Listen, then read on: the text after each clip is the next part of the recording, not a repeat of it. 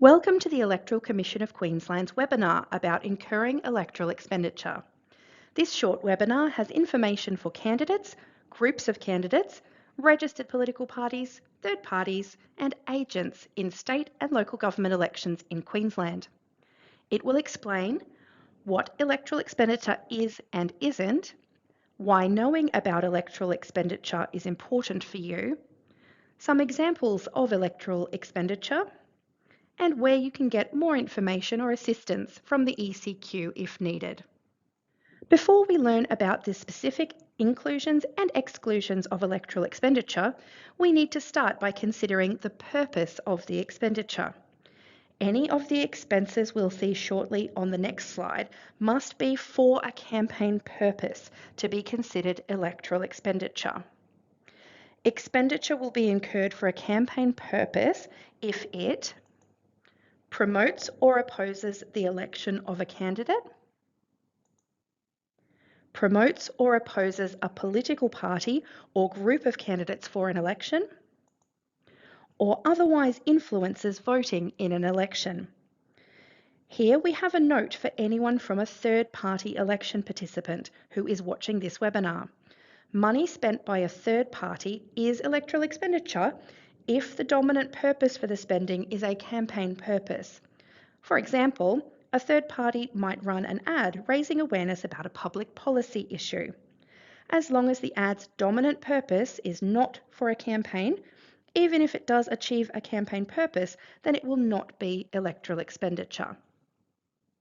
Under Section 199 of the Electoral Act and Section 109A of the Local Government Electoral Act, electoral expenditure is expenditure incurred for a campaign purpose and includes GST. This includes costs of designing, producing, printing, broadcasting, or publishing any kind of material for an election, including, but not limited to, advertisements broadcast at a cinema, on radio or television or on the internet, direct marketing through the post office or email, flyers, billboards, brochures, signs, or how to vote cards. It includes distribution costs for election material, such as the cost of postage, couriers, or sending SMS messages. It includes the costs of opinion polling or research, or fees for contracted services related to an activity mentioned above. For example, payments for experts or consultants, or the provision of data, etc.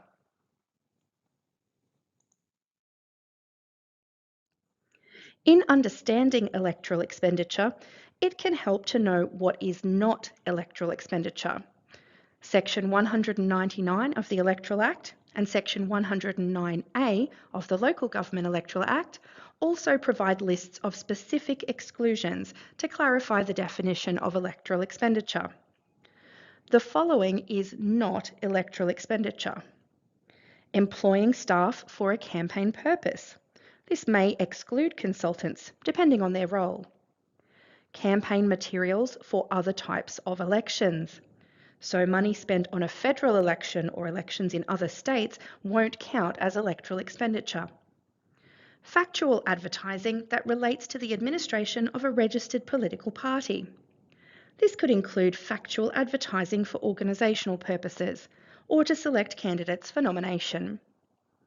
Expenses for which an MP or sitting councillor is entitled to receive an allowance or entitlement.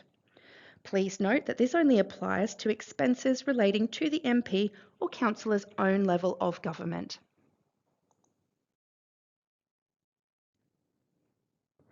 As we can see from the previous slides, electoral expenditure has a very specific definition. You'll need to know what electoral expenditure is because as an election participant, you have disclosure obligations for electoral expenditure. Having a good understanding of electoral expenditure will make it easy for you to determine what you need or don't need to disclose. There are also electoral expenditure caps for elections, which means you need to be able to monitor exactly how much you are spending in electoral expenditure to make sure that you don't exceed your cap. You will also need to make sure that all electoral expenditure you incur is paid out of your campaign bank account for the election. Now let's work through a few examples to test our knowledge on the definition of electoral expenditure. A political party pays for an opinion poll to be conducted about one of their endorsed candidates for the election.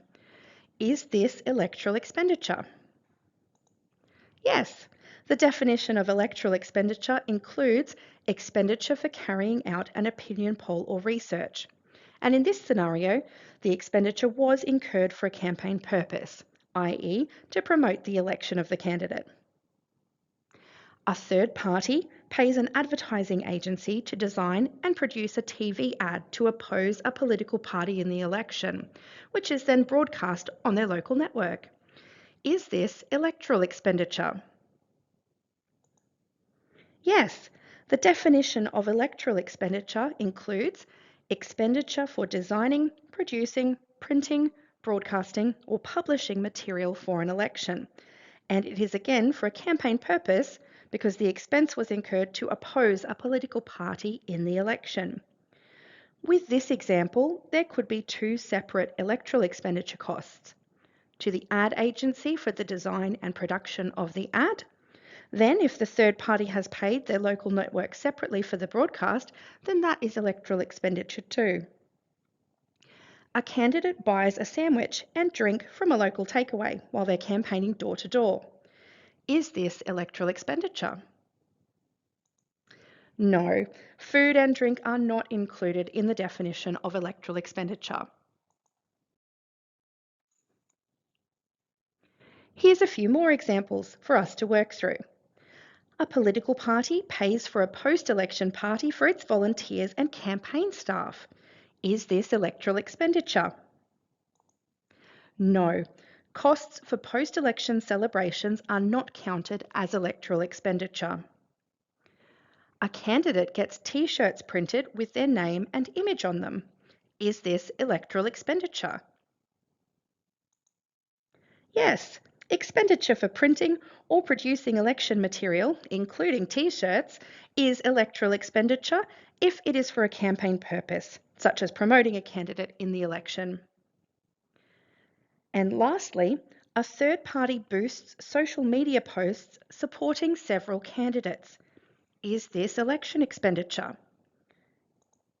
Yes, publishing or broadcasting election material online is included in the definition of electoral expenditure.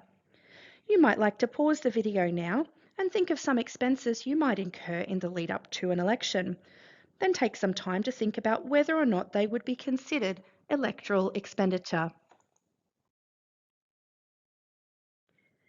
If you have any questions from this webinar, or you'd like to know where you can go for more information, the ecq has published a comprehensive range of fact sheets on our website, which you can find at www.ecq.qld.gov.au/factsheets. You can also have a look at the legislation itself. The Electoral Act 1992 and the Local Government Electoral Act 2011 are the acts which set out electoral expenditure and disclosure requirements for election participants. Or you can contact our funding, disclosure and compliance team by emailing fad@ecq.qld.gov.au or by calling us on 1300 881 665. The ecq provides general advice only. Should you be in any doubt regarding your obligations for the election, please seek independent legal advice. Thank you very much for watching our webinar. We appreciate your time and hope that the information provided has been useful to you.